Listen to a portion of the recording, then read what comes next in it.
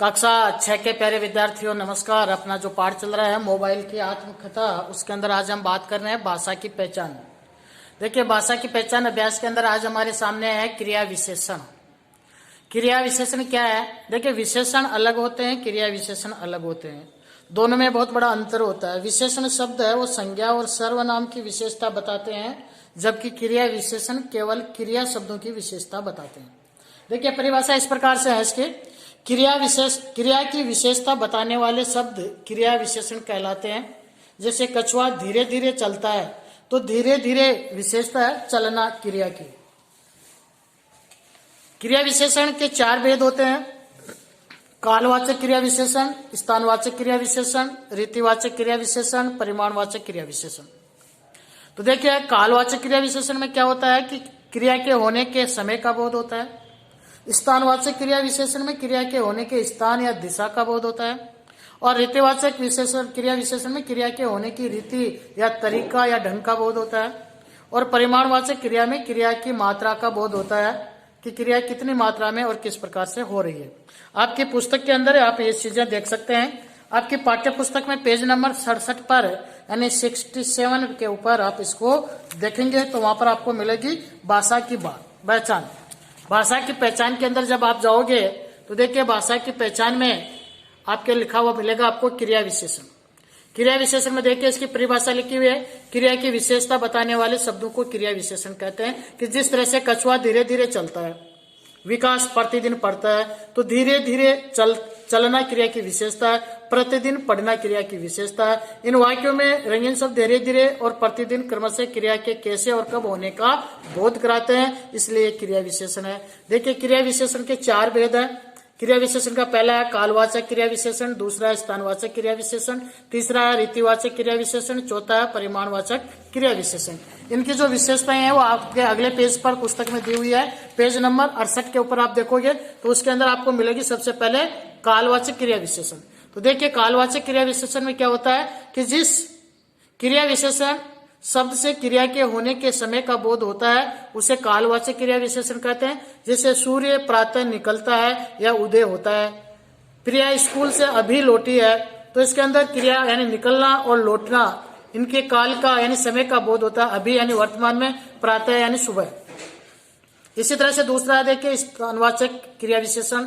जिस क्रिया विशेषण शब्द से क्रिया के होने के स्थान का बोध या दिशा का ज्ञान होता है उसे स्थानवाचक क्रिया विशेषण कहते हैं। जैसे बच्चे उधर खेल रहे हैं, तो खेलना क्रिया है, उसका दिशा है उधर, उस तरफ। विवाह अंदर पढ़ रही है, तो क्रिया जैसे अंदर, बाहर, इधर, उधर, ऊपर, नीचे, ये सब क्या है? स्थान और क्रिया की दिशा का बोध होता है। तो ये सब क्रिया विशेषण दिशा के बोध कराने के साथ साथ स्थान का बोध कराते हैं, अतः ये स्थानवाचक क्रिया विशेषण कहलाते हैं। इसी तरह से देखिए, आपका है रीतिवाचक। रीतिवाचक के अंदर क्या होता है? जिस क्रिया विशेषण शब्द से क्रिया के होने की रीति या ढंग का बोध होता है उसे रीतिवाचक क्रिया विशेषण कहते हैं। जैसे बच्चे ध्यानपूर्वक कहानी सुन रहे हैं, यानी सुनने की जो क्रिया कर रहे हैं वो ध्यानपूर्वक कर रहे हैं। रीति किस रीति से? शरारत पूर्वक दौड़ रहे हैं। सचिन अचानक गिर पड़ा। तो इस तरह के जो शब्द आते हैं वो क्रिया के होने की रीति को या क्रिया के होने के तरीके को, कि जैसे वो अचानक, ध्यानपूर्वक, शैतानी से।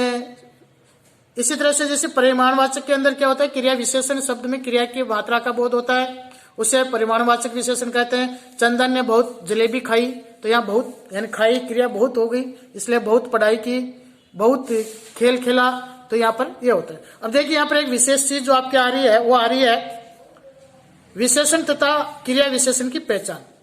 तो देखिए, संज्ञा अथवा सर्वनाम शब्दों की विशेषता बताने वाले जो शब्द होते हैं वो शब्द क्या कहलाते हैं? विशेषण।